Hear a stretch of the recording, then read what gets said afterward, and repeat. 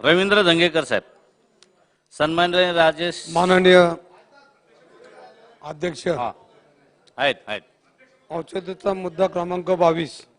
हो राज्य शासनाने सन 2014 मध्ये रिक्षा चालक व मालकांसाठी एक कल्याणकारी महामंडळ स्थापन करण्याची घोषणा केली होती।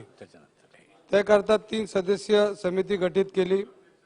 तामिळनाडू राज्याच्या धर्तीवर तसा प्रस्ताव शासनाला सादर केला असता मान्यता दिली, परंतु अद्याप अंमलबजावणी झालेली दिसत नाहीत।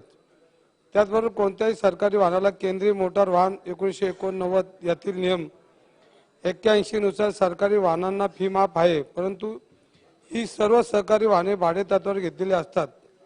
एसटी महामंडळ, मुंबई महानगरपालिकेचे बेस्ट, पुणे महानगरपालिकेची पीएमटी इत्यादी अनेक शहराच्या महानगरपालिकेच्या वाहनांना योग्यता प्रमाणपत्राची फी माफ आहे।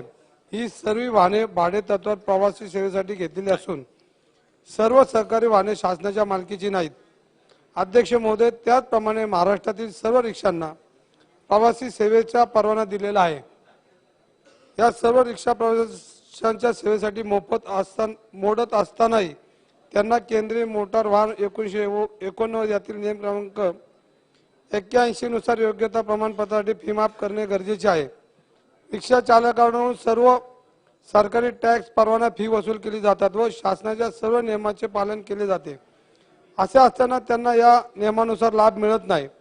महाराष्ट्रातील असंख्य रिक्षा चालक अनुसूचित जाती व अनुसूचित जमातीतील वर्गातील असून आर्थिकदृष्ट्या कमकुवत आहेत। सदरील नियमानुसार रिक्षाच्या टॅक्समध्ये व परवाना फी मध्ये लाभ मिळत नाही। त्यामुळे महाराष्ट्रातील सर्व रिक्षा चालकांना देखील मोटार वाहन कायद्यातील तरतुदीनुसार योग्यता प्रमाणपत्राची फी माफ करण्यात यावी, अशी मागणी मी रिक्षा चालकांकडून केली जात आहे। तसेच ह्या महामंडळामध्ये जे रिक्षा चालक वर्षानुवर्ष तो व्यवसाय करतात त्यांची आर्थिक सुविधा एकदम कमी प्रमाणात आहे आणि त्यांना रिक्षा चालवून नंतर आरोग्याचे प्रश्न निर्माण होतात। ह्या महामंडळामध्ये त्यांना पेन्शन दिली पाहिजे अशी माझी मागणी आहे। त्याबरोबर त्यांना आरोग्याची सुविधा मिळली पाहिजे अशी ह्या औषधाच्या मुद्द्यावर मी शासनाला मनापासून विनंती करतो। मागच्याही विधानसभेमध्ये मी हा प्रश्न उपस्थित केला होता, आत्ताही करतोय।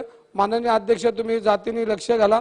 मोठ्या प्रमाणामध्ये महाराष्ट्रामध्ये रिक्षा चालक आहेत आणि अत्यंत वाईट परिस्थितीतून त्यांची हालाकीचं जीवन नंतरच्या काळामध्ये असतं।